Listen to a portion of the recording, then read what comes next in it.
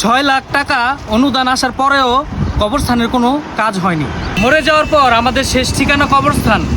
6 লাখ টাকা অনুদান আসার পরে তারা এই টাকা আত্মসাৎ করে ফেলেছে। আমি এখন আছি নরসিংদী পৌর কবরস্থানের মূল ফটকের সামনে। 6 লাখ টাকা অনুদান আসার পরেও কবরস্থানের কোনো কাজ হয়নি। আপনাদেরকে ভিতরের পরিবেশটা দেখাবো, আর আপনারা বলবেন যে 6 লাখ টাকা কোথায় খরচ করা হয়েছে। চলুন যাওয়া যাক। একটা পৌর কবরস্থান ঢুকার পরে মনে হয়েছে এটা কবরস্থান না, জঙ্গল। আপনারা ভিডিওতে দেখতে পাচ্ছেন, আমি ভিডিও করেছি আপনাদেরকে দেখানোর জন্য। এই যে দেখুন, মনে হচ্ছে কি জঙ্গলে ঢুকেছি, কবরস্থানে না। আর মানুষ কিভাবে পারে মরে যাওয়ার পর আমাদের শেষ ঠিকানা কবরস্থান। 6 লাখ টাকা অনুদান আসার পরে তারা এই টাকা আত্মসাৎ করে ফেলেছে। তাদের কি মরার ভয় নাই?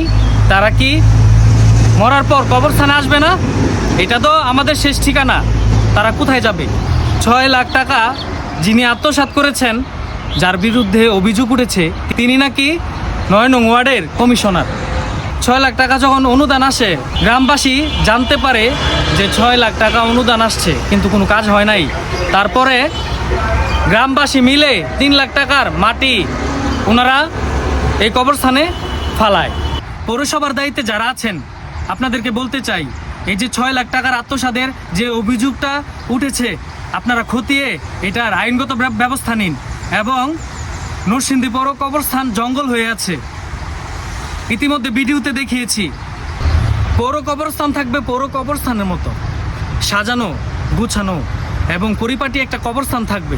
এখানে শুয়ে আছে বাংলাদেশের শ্রেষ্ঠ মেয়র লুকমান হোসেন, এবং গ্রামবাসীর অনেক ভালো ভালো ব্যক্তিবর্গ এখানে শুয়ে আছে।